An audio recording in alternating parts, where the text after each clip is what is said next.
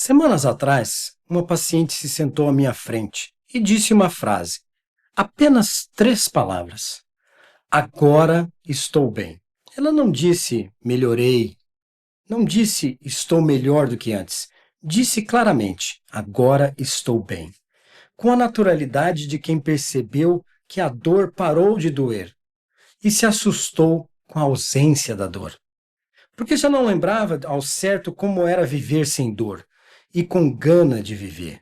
25 anos de consultório, na verdade, um pouquinho mais. E ainda é essa frase que me faz pensar. É para isso.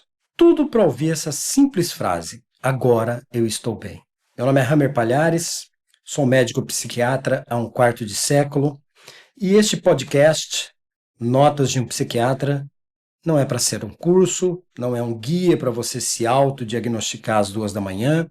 É mais um caderno, o meu caderno, onde eu anoto o que ainda me surpreende depois de 25 anos ouvindo histórias que nenhum manual teria como prever. Se você é paciente, familiar, estudante, colega, psiquiatra, psicólogo ou alguém que às vezes se pergunta o que acontece dentro de uma cabeça que sofre, acho que você pode estar no lugar correto. Existe uma frase que eu ouvi na faculdade e que nunca saiu da minha cabeça. O professor Silvio Luiz Moraes, uma das vozes que me formaram lá na USP de Ribeirão Preto, dizia, toda vez que um aluno apresentava um caso achando que tinha entendido tudo, quando você acha que o caso é simples, é porque não entendeu a piada. Eu levei anos para entender o real peso disso. Não era ironia, era uma instrução técnica disfarçada de humor. Ele estava dizendo, a pessoa à sua frente tem mais camadas do que seu diagnóstico pode alcançar. Sempre. O dia em que você perder a curiosidade sobre quem está sentado do outro lado da mesa, esse é o dia em que você deixa de ser útil. Curiosidade como ética profissional, não como traço de personalidade, como uma obrigação, um genuíno interesse. E isso é mais difícil do que parece. Depois de alguns anos, os padrões se repetem. Você vê uma constelação de sintomas e o cérebro já quer fechar o diagnóstico, já quer ir para o próximo desafio. Na verdade, esse é um atalho cognitivo perfeitamente humano. E é exatamente aí que a atenção precisa ser redobrada, porque o que parece igual nunca é igual. O mesmo diagnóstico em 2 pessoas diferentes é, na prática, 2 diagnósticos distintos. O mesmo transtorno, atravessado por histórias, corpos, relações, medos, biografias e esperanças que não têm nada em comum, ou muito pouco em comum. A psiquiatria que me interessa e que tento praticar no dia a dia começa onde o manual termina. Nunca aquém da ciência, nunca ignorando a ciência, sempre buscando mais. Há alguns anos eu recebi uma mensagem, num dia comum de semana, no meio do dia, era de um ex-paciente. Não o via fazia alguns anos. A mensagem dizia mais ou menos assim: hoje faz 10 anos que não uso drogas. Queria que o senhor soubesse. Eu me lembro desse paciente numa época em que 10 semanas, mesmo 10 dias sem recair, parecia impossível. Lembro das consultas em que ele entrava convicto de que não tinha jeito, de que ele era diferente dos outros, não tinha saída, nada iria funcionar. Essa convicção é uma das coisas mais difíceis com que a psiquiatria lida. Não porque seja irracional.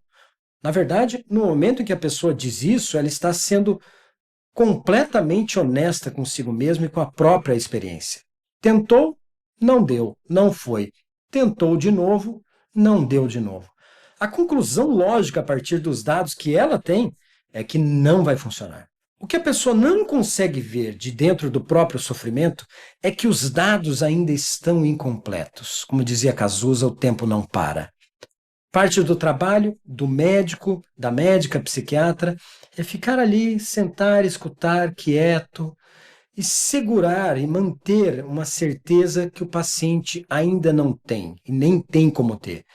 E não fazer isso por ele, mas sim com ele, até que os dados que faltam no seu devido tempo, apareçam.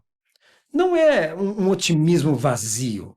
Não se trata de dizer, calma, vai ficar tudo bem. Não é isso. É uma espécie de testemunho técnico. Eu já vi isso antes. Já vi pessoas onde você está, exatamente onde você está. E algumas delas saíram. Não todas. Essa honestidade importa também. Mas algumas saíram. Essa mensagem ficou comigo. E foi pensando nela, em histórias como essa, que esse podcast começou a fazer sentido. Nos últimos anos, saúde mental virou pauta. Isso é bom. Há menos vergonha, mais conversa, mais gente buscando ajuda. Mas junto com isso veio muita coisa que me preocupa. Conteúdo que entrega diagnósticos em 60 segundos e usa linguagem clínica como acessório, sem a responsabilidade que ela carrega.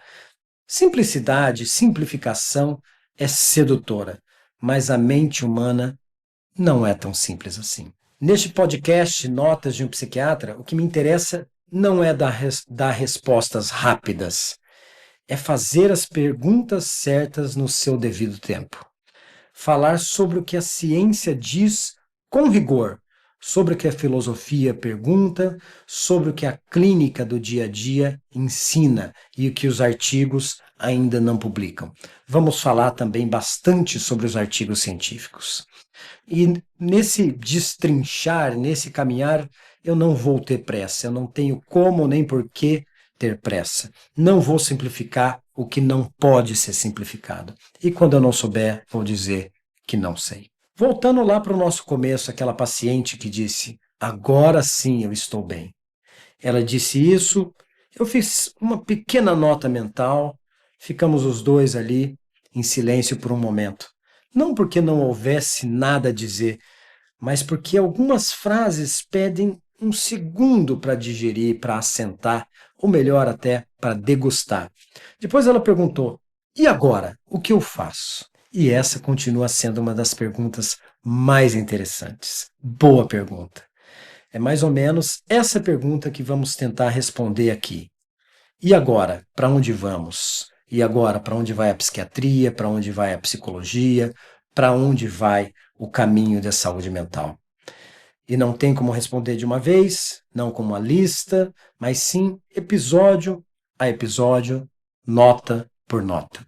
Curar leva tempo, escutar também. Obrigado pelo seu tempo.